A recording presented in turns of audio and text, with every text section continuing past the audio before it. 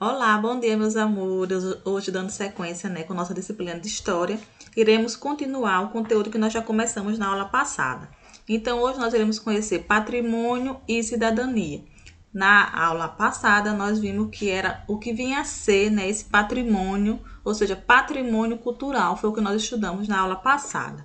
E hoje ele vem trazendo aqui os tipos de patrimônio, que nós iremos conhecer hoje, certo?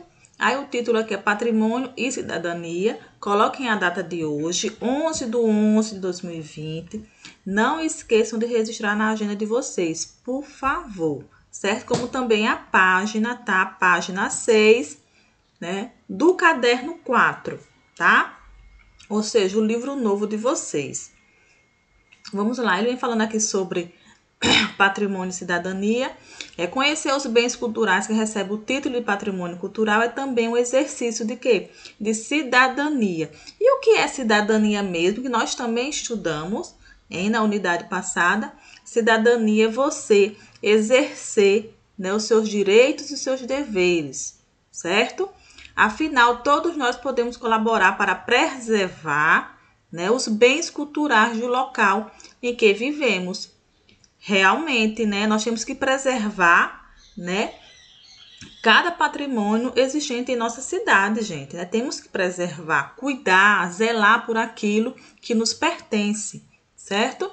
Você já pensou que conhecer e ajudar a cuidar de edifícios históricos, parques, córregos, estátuas ou festas do município em que vive é uma prática de cidadania? E aí, o que vocês acham? Vocês irão me responder na videoconferência, certo?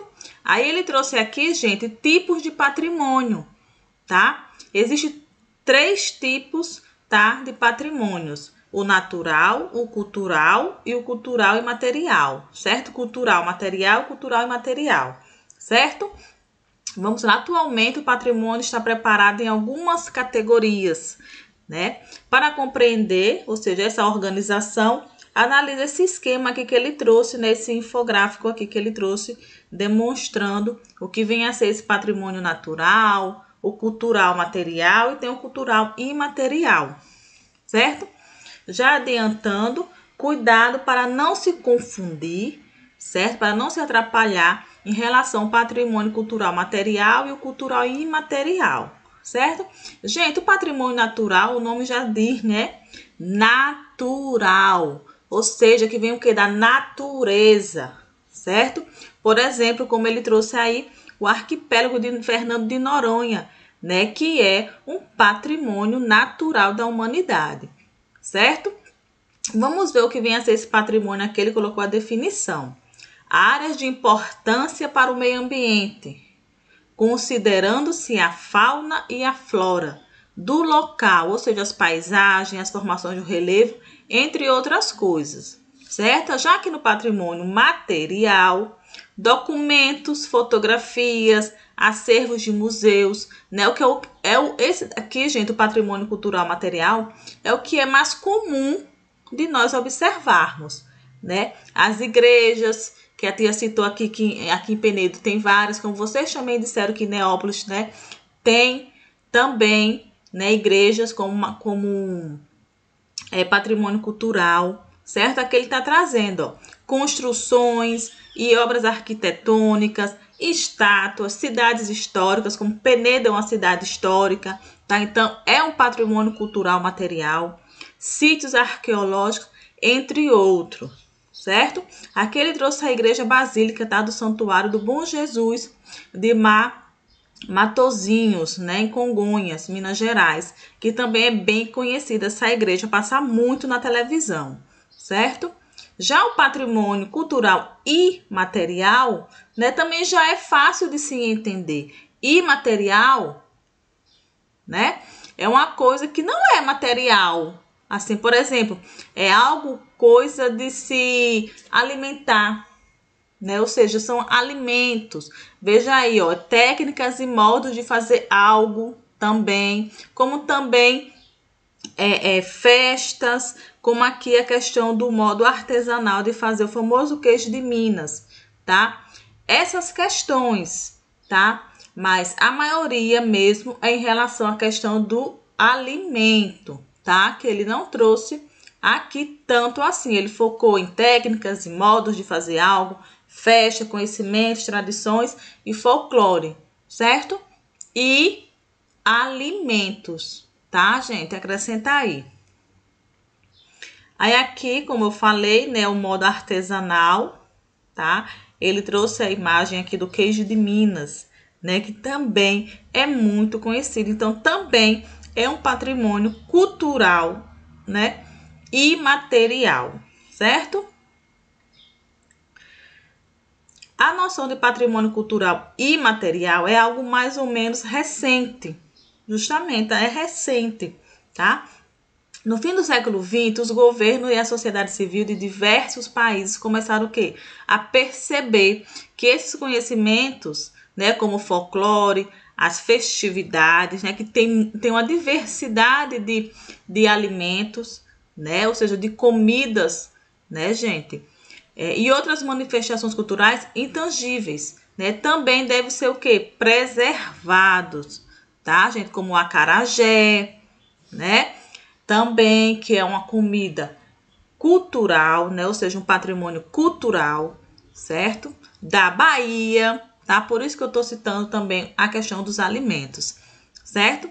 Foi assim que muitas dessas manifestações passaram a ser consideradas o que patrimônio cultural imaterial. Gente, o que vem a ser essa palavrinha aqui, intangíveis? Eu gosto sempre de definir para que vocês conheçam, certo? São bens que não podem ser tocados, tá? Que não são materiais, como danças, né? Receitas, cantigas, festas e modos de produção, certo? A gente tem esse desafio aí. Pense um exemplo de patrimônio imaterial e sítios. Sítio. Por que ele está pedindo patrimônio material? Porque é uma coisa recente, é uma coisa nova, certo? Converse com seus colegas sobre o assunto para que vocês compartilhem o que sabem um com os outros. Gente, eu gostaria que você realmente, né, fizesse essa pesquisa aí. Pense um exemplo de patrimônio imaterial e sítio. Fale sobre ele, tá? De preferência no caderninho de história. Pesquise um patrimônio imaterial. Você irá citar, né, o mesmo. E fale sobre ele. Pesquise curiosidades, exemplos, vários exemplos, não precisa ser só um. Pesquise vários, se você encontrar, coloque, né, para você compreender, para você dialogar em nossa videoconferência. Por favor, realize a atividade. É uma coisa simples, é só pesquisar. E não esqueça também de colocar a fonte de onde você retirou a pesquisa, certo? Fica aqui na página 7. Certo? Iremos conhecer agora a história, né, desses patrimônios, né? O Brasil tem muitos bens culturais, tá? Que já foram identificados como patrimônio cultural, seja eles materiais ou imateriais também, tá? Porém, antigamente no nosso país, os bens culturais representavam somente a história das elites do Brasil, ou seja, da parcela da população muito rica e também poderosa. Assim, esses bens não consideravam nem expressavam a diversidade do povo brasileiro, gente, certo? A partir da década de 1930, até quase os últimos anos do século XX, era quase sempre o governo, né, que determinava o que deveria ou não ser preservado, né? Antigamente, né, gente, era muito isso, o governo, na verdade, era o governo e o governo e o governo, certo? Assim, a população em geral, não participava muito desse processo, né? Só que hoje nós temos uma política democrática, né? Então, nós, o povo, ou seja, a população, nós podemos opinar, participar, tá? De certos problemas existentes aqui em nosso país, né? Geralmente, os bens preservados como patrimônio cultural eram construções antigas, ligadas à igreja, à família real ou aos outros nomes da elite do país. Além delas, né, desses exemplos aí que ele trouxe, eram consideradas também as estátuas produzidas em homenagem, a essa pequena parcela da população.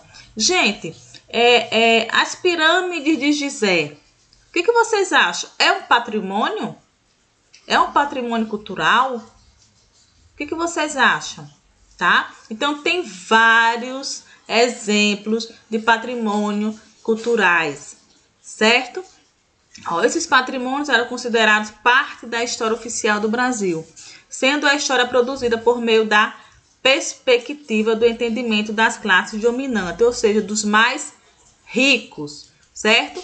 Porém, como vimos atualmente, existe uma política de valorização do patrimônio imaterial. Por que ele está citando tanto esse patrimônio material? Porque é recente, é novo, tá? A ideia sobre o que deve ou não ser preservado está mudando, tá? Com o passar do tempo. Assim, passaram-se a considerar os conhecimentos, a diversidade da população brasileira e não somente os bens culturais, né, ligados a esses eventos políticos, né, ou seja, aos heróis de antigamente, né, da história. Certo, gente? Aqui tem um Palácio de Tiradentes, na cidade do Rio de Janeiro. Ele recebeu o título de Patrimônio Cultural na década de 1990. Tá, gente? Hoje nós iremos ficar até aqui na página 7, certo? Daremos sequência na próxima aula com Patrimônio da Humanidade no Brasil. Nós iremos conhecer outros patrimônios, né, gente? É muito bom esse conteúdo. Tá? É ótimo de se compreender, é simples, basta estudar, tá? E não esqueçam de fazer, tá, essa pesquisa sobre esse patrimônio imaterial. Pesquise, organize no seu caderno de história, para que logo mais em nossa videoconferência você possa estar demonstrando tanto ao seu professor como também aos seus colegas de sala, tá certo? Um beijo, tá? Fiquem com Deus e até logo mais a nossa videoconferência. Tchau!